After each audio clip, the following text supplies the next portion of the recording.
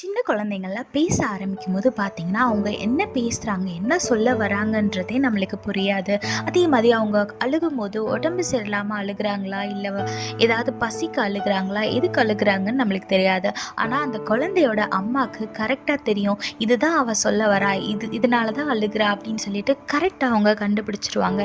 இதே மாதிரி தாங்க நம்மளோட வாழ்க்கையில நம்மளோட பிரச்சனையை சொல்லி ஜெபிக்க கூட முடியாத அளவு உடஞ்சு போய் பலவீனமா இருக்க டைம்ல என்ன ஜெபிக்கணும், எப்படி ஜெபிக்கணும்னு தெரியாத டைம்ல ஏசப்பா சித்தம் என்னன்னே தெரியாம நம்ம பாட்டுக்கு ஜெபிச்சுட்டு இருப்போம். அந்த மாதிரி டைம்ல ஆவியானவர் நம்மளுக்காக ஜெபிக்கிறார். வேதத்துல பாருங்க, ரோமர் 8:26 போட்டிருக்கு, ஆவியானவரும் நமது பலவீனங்களில் நமக்கு உதவி செய்கிறார், நாம் ஏற்றபடி வேண்டிக் கொள்ள வேண்டியது என்னதென்று அறியாமல் இருக்கிறபடியால் ஆவியானவர் தாமே வாக்கு கடங்காத பெருமூச்சுகளோடு நமக்காக வேண்டுதல் செய்கிறார்னு வேதத்துல போட்டிருக்கு. ஆமாங்க, நிறைய நேரத்துல நம்ம ரொம்ப உடஞ்சு போய் கவலையா பலவீனமா இருக்கும் போது நம்ம பிரச்சனையை யார்கிட்ட போய் சொல்றது, அப்படியே சொன்னாலும் அவங்க புரிஞ்சுப்பாங்களா, அப்படி இப்படின்னு நிறைய குழப்பங்களோட கவலையோட உடஞ்சு போய் ஜெபிக்கிறதுக்கு கூட பலன் இல்லாம நம்ம நிறைய வேலைகள்ல நம்ம உட்கார்ந்து இருந்திருப்போம்.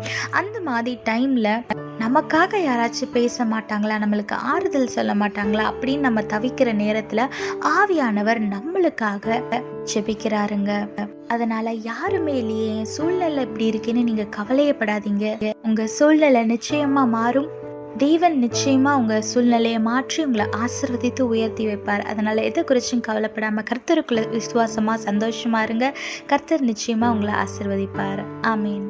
When a baby is trying to talk, most of the time we will not understand what they are trying to say, but her mother will understand exactly what they want. Likewise, in our life, when we are weak and when we don't know what to pray, when we don't know God's will, the Holy Spirit prays for us. Look what the Bible says in Romans chapter 8 verse 26. The Holy Spirit helps us in our weakness. For example, we don't know what God wants us to pray for, but the Holy Spirit prays for us with groanings that cannot be expressed in words. Most of the time we feel like there is no one to talk in behalf of you. Most of the time no one will understand how we feel and how broken we are inside. If you are in situation like this, don't worry, because your situation is going to change. When you don't know what to pray or how to pray, or when you don't know the will of God, the Holy Spirit is praying for you. So your situation will definitely change. Your disappointments will turn into delight and all your sorrows will fade away. So don't worry, keep your faith in God. Keep praising and praying. You're going to receive a great blessing. God bless you all. Have a blessed day. Amen.